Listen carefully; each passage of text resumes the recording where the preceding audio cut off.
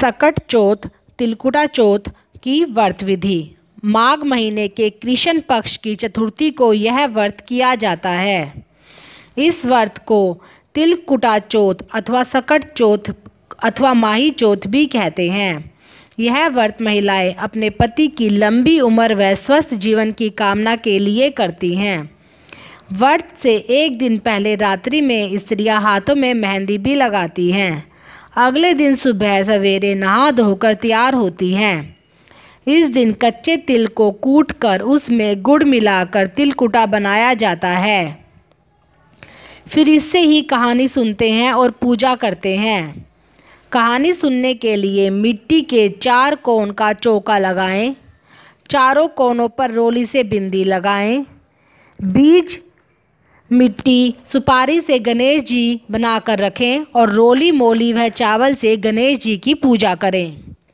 अब पानी का कलश, पताशा व चांदी की अंगूठी चौके पर रखें। अपने हाथ में थोड़ा सा तिलकुटा व हरी दूब लेकर कहानी सुने। चौथ की कथा सुनने के बाद जो तिलकुटा हमने हाथ में लिया था उसे संभाल कर रख लें, क्योंकि रात में हम चंद्रमा के अर्घ इसी से देंगे। 4 दाने गेहूं के लेकर गणेश जी की कहानी सुने और उसके बाद सूर्य को अर्घ दें। जो चांदी की अंगूठी हमने पूजा में रखी थी उसे भी अर्घ देते समय हाथ में ले लेवें।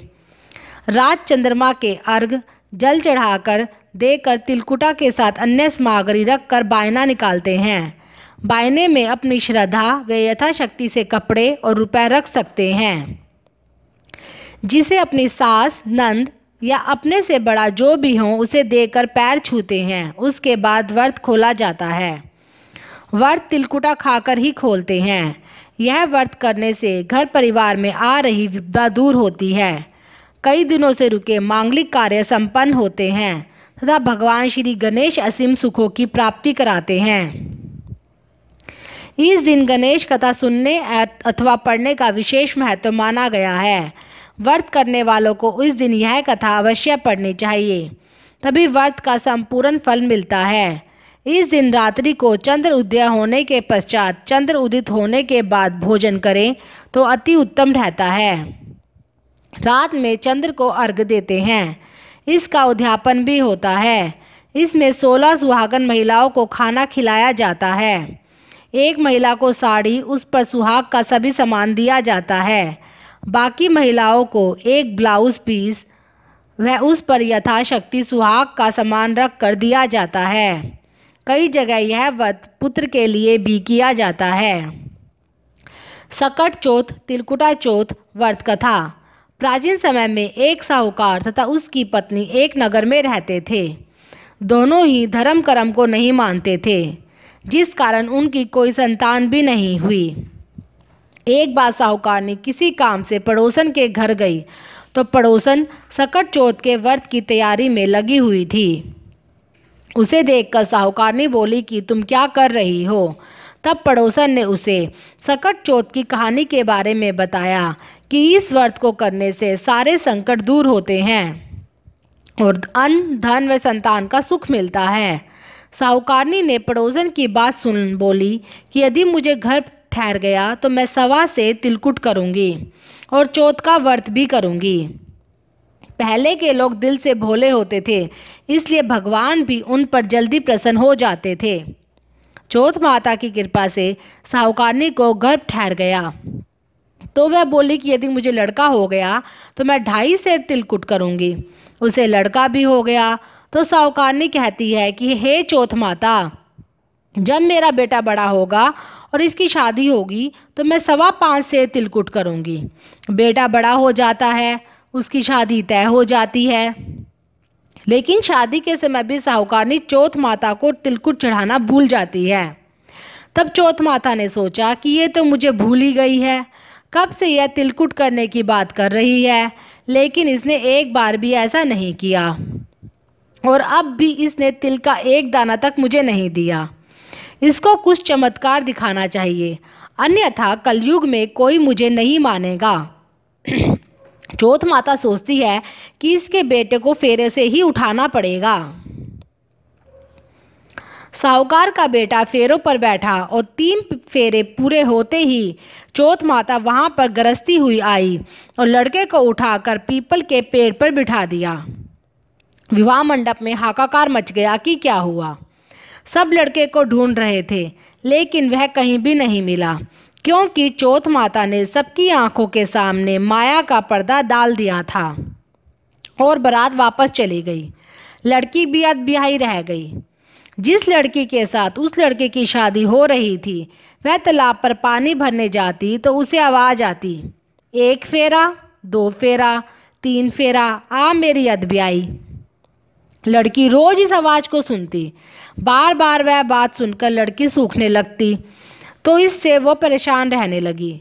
तब उसकी माँ उससे पूछती है कि क्या बात है। तब लड़की ने माँ से कहा कि एक लड़का पीपल के पेड़ से उसे आवाज़ देता है, 1 फेरा, 2 फेरा, 3 फेरा, आ मेरी अधब्याही।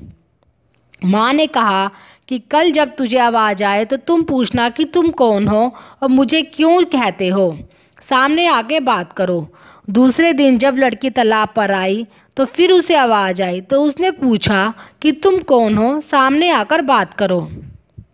तब लड़का उसके सामने आकर बोला कि मैं तेरा पति हूँ। लड़की ने कहा, तुम तो फेरों से गायब हो गए थे। तब लड़का कहता है, माँ ने चौथ माता का तिलकुटा बोला था, उसने ऐसा नहीं किया, इसलिए चौथ माता ने नाराज़ होकर मुझे फेरों से उठा लिया और यहाँ बैठा दिया। तब लड़की ने पूछा कि अब तुम वापस कैसे आओगे। लड़के ने बताया कि जब मेरी माँ माता का बोला हुआ पूरा कर देगी तब मैं वापस आ जाऊँगा। लड़की ने घर जाकर अपनी माँ को सारी बात बताई। अब लड़की की माँ साहूकारनी के पास जाती है और कहती है, तुमने तिलकुट बोला था क्या? साहूकारनी कहती है कि हाँ बोला था।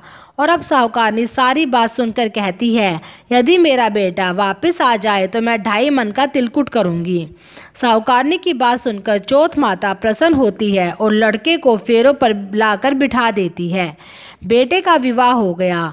तब वह 2.5 मन का तिलकुट करती है और कहती है कि हे चौथ माता, आपके आशीर्वाद से मेरे बेटे का विवाह हो गया है। अब मैं हमेशा तिलकुट के व्रत करूँगी। तब वह सारे नगर में ढिंडोरा भी पिटवा देती है कि अब से हर कोई सकट चौथ का व्रत करके तिलकुट भी करेगा। हे चौथ माता, जैसे आपने साहूकारनी की सुनी वैसी ही सबकी सुनना, कहानी कहने वाले की भी और कहानी कहने वाले की भी। इस कहानी के बाद विनायक जी की कहानी भी कहते हैं। विनायक जी की कहानी। पौराणिक गणेश कथा के अनुसार एक बार देवता कई विपदाओं से घिरे थे। वह मदद मांगने भगवान शिव के पास गए। उस समय शिव के साथ कार्तिकेय तथा गणेश जी भी बैठे थे। देवताओं की बात सुनकर शिवजी ने कार्तिकेय व गणेश जी से पूछा कि तुम में से देवताओं के कष्टों का निवारण कर सकता है। तब कार्तिकेय व गणेश दोनों ने ही स्वयं को इस कार्य के लिए सक्षम बताया। इस पर भगवान शिव ने दोनों की परीक्षा लेते हुए कहा कि तुम दोनों में से जो सबसे पहले पृथ्वी की परिक्रमा करके आएगा वही देवताओं की मदद करने जाएगा। भगवान शिव के मुख से यह वचन सुनते ही कार्तिकेय अपने वाहन से मोर पर बैठकर पृथ्वी की परिक्रमा के लिए निकल गए। परंतु गणेश जी सोच में पड़ गए कि वह चूहे के ऊपर चढ़कर सारी पृथ्वी की परिक्रमा करेंगे तो उसे इस कार्य में बहुत समय लग जाएगा। तभी उन्हें एक उपाय सूझा। गणेश अपने स्थान से उठे और अपने माता पिता की 7 बार परिक्रमा कर कर वापस बैठ गए। परिक्रमा करके लौटने पर कार्तिकेय स्वयं को विजेता बताने लगे। तब शिवजी ने गणेश जी से पृथ्वी की परिक्रमा ना करने का कारण पूछा। तब गणेश ने कहा, माता पिता के चरणों में ही समस्त लोक है। यह सुनकर भगवान शिव ने गणेश जी को देवताओं के संकट दूर करने की आज्ञा दी। इस प्रकार शिवजी ने गणेश जी को आशीर्वाद दिया कि चतुर्थी के दिन जो तुम्हारा पूजन करेगा और रात्रि में चंद्रमा को अर्घ देगा उसके तीनों ताप यानी दैहिक ताप, दैविक ताप, भौतिक ताप दूर होंगे। इस व्रत को करने से व्रतधारी के सभी तरह के दुख दूर होंगे। उसे जीवन के भौतिक सुखों की प्राप्ति होगी। पुत्र पुत्रोधि धन ऐश्वर्य की कमी नहीं रहेगी। चारों तरफ से मनुष्य की सुख समृद्धि बढ़ेगी।